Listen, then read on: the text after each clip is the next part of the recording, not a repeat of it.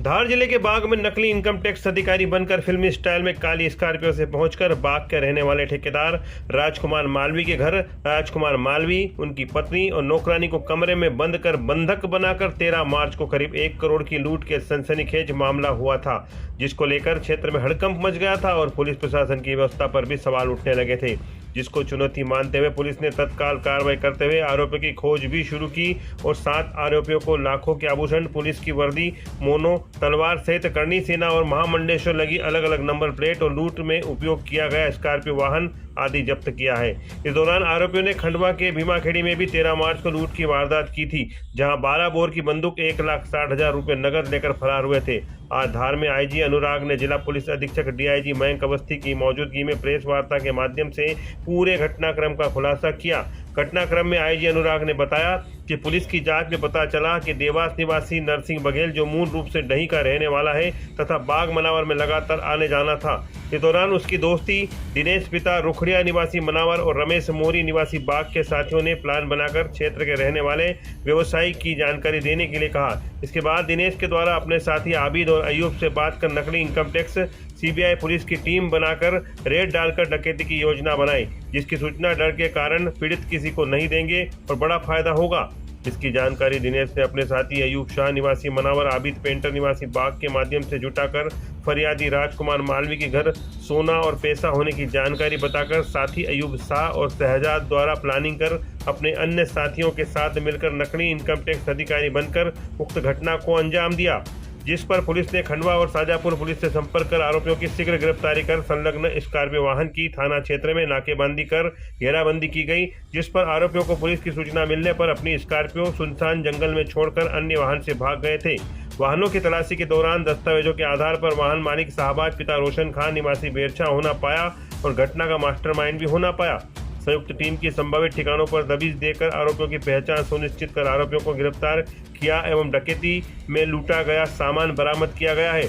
पकड़े आरोपियों में शहजाद पिता रोशन खान जाति मुसलमान 35 वर्ष निवासी ग्राम बेरछा जिला शाजापुर, नरसिंह पिता भलिया बघेल जाति भिलाना 37 साल निवासी औद्योगिक क्षेत्र देवास, दिलीप पिता रामचंद्र अहिरवार उम्र 45 साल निवासी हरिजन मोहल्ला मक्सी जिला शाजापुर, राजा उर्फ अब्दुल पिता अब्दुल रहीद खान उम्र 32 साल निवासी नागझिरी सावेर थाना सोनकच्छ जिला देवास, दिनेश पिता रुखड़िया वास्केल उम्र 43 साल जाति बिलाला निवासी बिरटपुरा थाना मनावर जिला धार, आबिद पिता मुबारिक शाह जाति मुसलमान उम्र 64 साल निवासी नागेश्वर मंदिर के पास बाईपास रोड बाग, अयूब शाह पिता निजामुद्दीन शाह जाति मुसलमान 56 साल निवासी वार्ड नंबर 2 लेंडीपुरा मनावर, रमेश पिता गजरिया मोरी जाति भिलाला उम्र 32 साल निवासी ग्रीट के सामने भमोरी थाना बाग।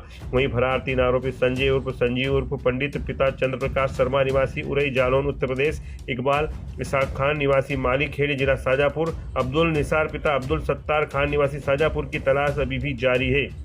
तो बेसिकली इस मुद्दे को लेके है कि पिछले 2 दिनों में बहुत ही सेंसेशनल घटना घटी थी धार और खंडवा में।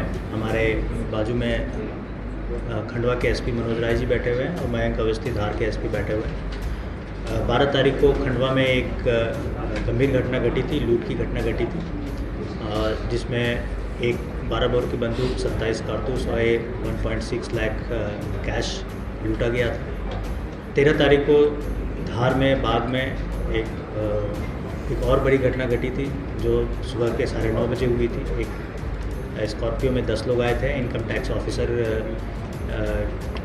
ऑफिसर बन के हम राजकुमार मालवीय जी के घर में प्रवेश किए थे और वहाँ से लगभग सोने का लगभग 50-60 तोले सोने के गहने ले गए थे और 1.5 लाख कैश ले गए थे। ये दोनों घटना का जिक्र इसलिए मैं कर रहा हूँ कि ये दोनों घटना एक तरह से जो आरोपी हैं किसी न किसी रूप में ये दोनों घटना में शामिल है। 12 तारीख को जो घटना घटी थी, खंडवा एसपी ने एक टीम बनाई थी, 4-5 टीम उनकी काम कर रही थी और वो ट्रेस कर रही थी कि कौन सा गाड़ी वाहन जो है उसमें यूज़ हुआ है। इसमें ब्लैक कलर का स्कॉर्पियो इसमें यूज़ हुआ था, जो पामाखेरी, सतवास, सोनकच्छ होते हुए इन सब जगह पे इनको लोकेट किया गया था। ये पता चल गया था और पूरे जोन में हमने खबर कर दी थी कि एक ब्लैक कलर का स्कॉर्पियो है जिसे ट्रेस करना है, जो एक बहुत गंभीर घटना घटित करके खंडवा से निकली है। दूसरे दिन 13 तारीख को सुबह 9:30 बजे फिर से एक घटना घटित होती है, जिसमें धार जिले में बाग में होती है, जिसमें स्कॉर्पियो, ब्लैक कलर का स्कॉर्पियो यूज़ होता है। तो उससे एक क्लियर हो गया था कि कहीं ना कहीं ये दोनों घटना में आरोपी जो हैं कॉमन है और एक ही आरोपी हैं जो इसमें इस गंभीर घटना को घटित किए हुए हैं। तो उस ब्लैक स्कॉर्पियो को हम लोग तलाश कर रहे थे। ब्लैक स्कॉर्पियो को तलाश करने में नाकेबंदी लगी थी। नाकेबंदी में जब ये खबर चारों तरफ फैली थी, नाकेबंदी लगी थी, तो आरोपी को जब ये पता चल गया होगा कि पुलिस ढूंढ रही है, तो उन्होंने ब्लैक स्कॉर्पियो को अबंडन करके वो दूसरे गाड़ी से वहाँ से फ़रार हो गए थे। ब्लैक स्कॉर्पियो को जब हमने पकड़ा तो उसमें कुछ चीज़ें बरामद हुई, उससे हम लोगों को बहुत सारी चीज़ें लिंक मिली। और उस समय धार एसपी ने ऑलरेडी 5-6 टीम को गठित करके अलग अलग दिशा में, अलग अलग जगह पे काम करने लगे। इस ब्लैक स्कॉर्पियो का जब हम ढूंढ रहे थे तो ये पता चला कि मनावर में रात में ये देखा गया है। मनावर में एक मृत्युंजय होटल है, वहाँ पे 5 कमरे बुक किए गए थे, जिसमें 10 आरोपी रुके थे। रात में रुकने के बाद दिन में वहाँ से चल के इन लोगों ने एक घटना घटित करके बाग से वहाँ से फ़रार हुए थे। स्कॉर्पियो को उन्होंने बरकच नाम के एक जंगल में वहाँ पे अबेंडन करके वहाँ से चले गए थे। साइबर की टीम खंडवा में भी लगी हुई थी, साइबर की टीम हमारे आईजी ऑफिस में वहाँ भी लगी हुई थी, और साइबर की जो टीम है वो धार वाले भी लगे थे। बहुत सारे इन्फॉर्मेशन जब हमने मनावर के होटल से और जो उस समय के जो उन लोगों ने मोबाइल वगैरह यूज़ किया होगा, उन सब चीज़ों से हमें बरामद हुई। फिर हमने कुछ आरोपियों को लोकेट करना स्टार्ट किया और कुछ आरोपी हमने 24 घंटे के 10 घंटे के अंदर हमें एक पूरा पिक्चर क्लियर हो गया था कि ये घटना घटित करने वाले, दोनों जगह घटना घटित करने वाले आरोपी जो हैं सेम हैं, मॉडस ऑपरेंडी उनका भी सेम है, और उसी तरह से दोनों जगह की घटना करके वो फरार हुए हैं। फर्दर और जब हम और डिटेल में गए तो कुछ मोबाइल नंबर हमने ट्रेस किया, उस मोबाइल नंबर के माध्यम से फिर आरोपी को ट्रेस किया और अलग अलग जगह से हमने कुछ आरोपियों को पकड़ा और उससे पूछताछ भी की। जो इनका मॉडस ऑपरेंडी है, पूछताछ करने के पश्चात जो हमें पता चला कि ये किस प्रकार से अपराध घटित करते हैं, तो इनका एक तरीका ये है कि लोकल के लोगों को इन्वॉल्व करते हैं। पहले वैसे जगह को चूज़ करते हैं जहाँ पे माल मसरूक़ का ज़्यादा मिलने की संभावना है। वैसे ही खंडवा में भी एक जगह चूज़ किया था, हालांकि उनको उनकी सफलता उतनी नहीं मिल पाई जो वो सोचे थे, बट ये धार में उनको काफ़ी बड़ी सफलता मिली थी। इसमें लोकल लोग इन्वॉल्व हैं रेकी करने में। फिर इसमें से कुछ लोग जो हैं जो किंग पिन हैं और जो मास्टरमाइंड हैं, 3-4 लोग हैं जो इसको प्लान करते हैं, वो लोग इसमें शामिल होके फिर 1-1.5 महीने तक लगभग ये प्लान करते हैं। उसके बाद ये क्राइम को अंजाम देते हैं। ये बैक टू बैक ये 2 घटना घटी थी, और इसमें एक जो मुख्य आरोपी सरगना जो था सजाद, वो हमें मिला और उससे जब पूछताछ की गई तो बहुत सारी पिक्चर हमें क्लियर हो गई। और उसमें ये भी स्वीकार किया गया कि खंडवा की जो घटना घटित हुई है उसमें भी इनके लोग ही शामिल हैं, और जो बंदूक है उन्होंने बरामद की है। अभी तक वो बंदूक हमें मिला नहीं है, उसकी हम एक बार यहाँ से इनको पकड़ने के बाद उसकी बरामदगी हम करेंगे।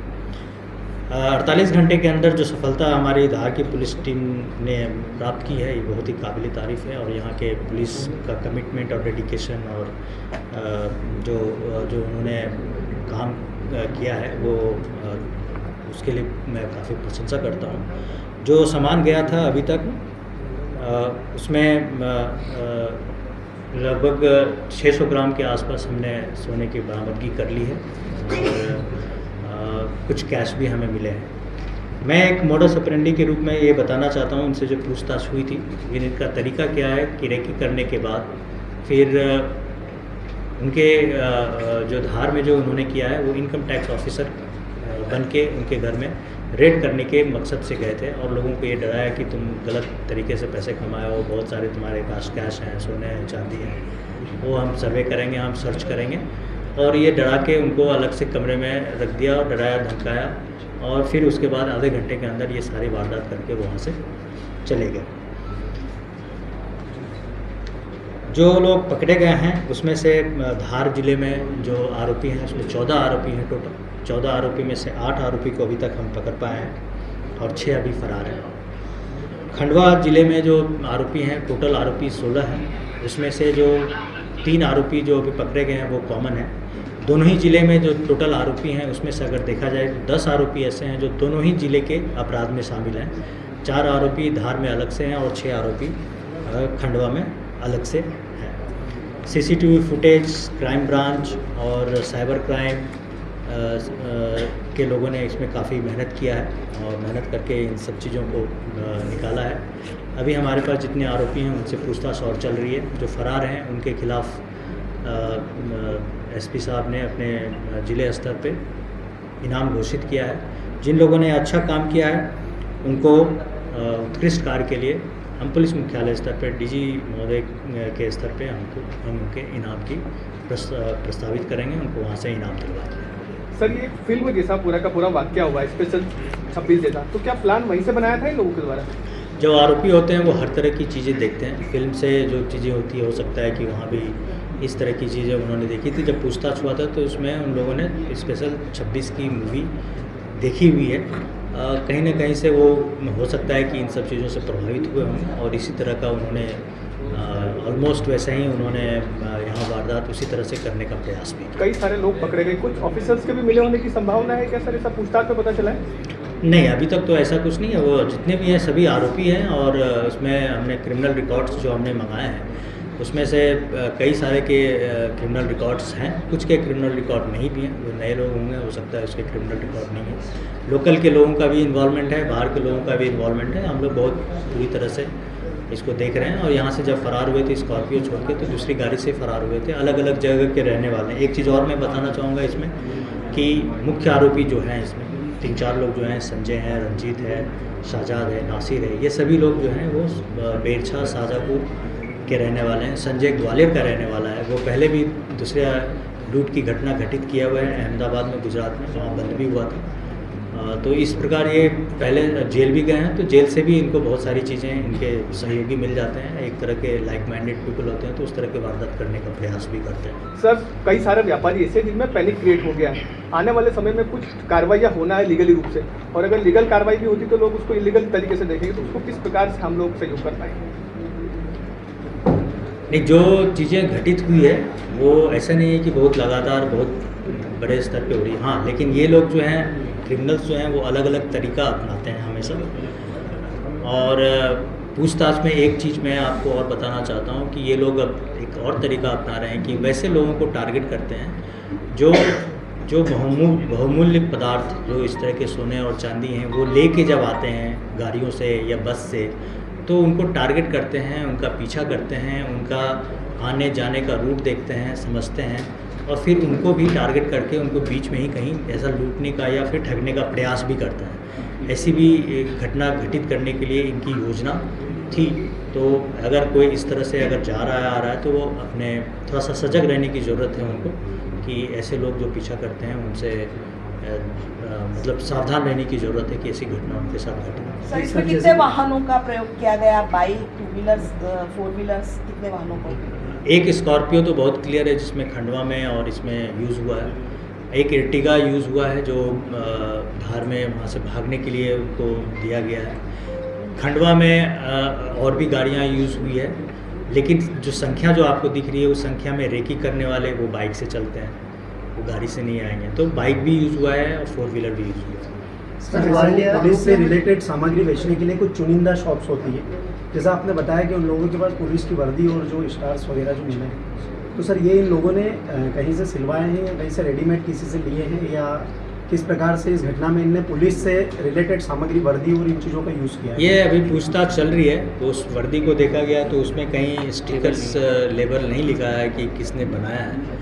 पूछताछ में ये पता चलेगा कि वो कहाँ से बनाएंगे, क्योंकि कपड़े तो उनको कहीं भी अवेलेबल हो जाएंगे और बनाने वाले भी मिल जाएंगे। जैसा कि सर पुलिस से रिलेटेड सामग्री आम लोगों को नहीं प्रदान की जाती है, तो इन लोगों ने किस प्रकार से उसको प्राप्त किया? नहीं, वो वर्दी एक्चुअली क्या है कि आप किसी भी दुकान में जाओगे तो उस कलर के कपड़े तो मिल जाएंगे आपको।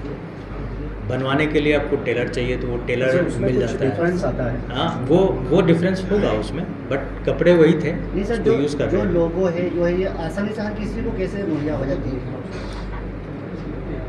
लोगो बरामद हुआ? लोगों नहीं है, पुलिस का एक उस पर कुछ होना चाहिए, मतलब आगे से घटना नहीं, ये अगर कोई यूज़ करता है तो उसके खिलाफ कार्रवाई है। गलत तरीके से कोई सर, इम्पर्सनेशन जिन यूज़ करेंगे। शॉप्स या दुकान वालों ने इनको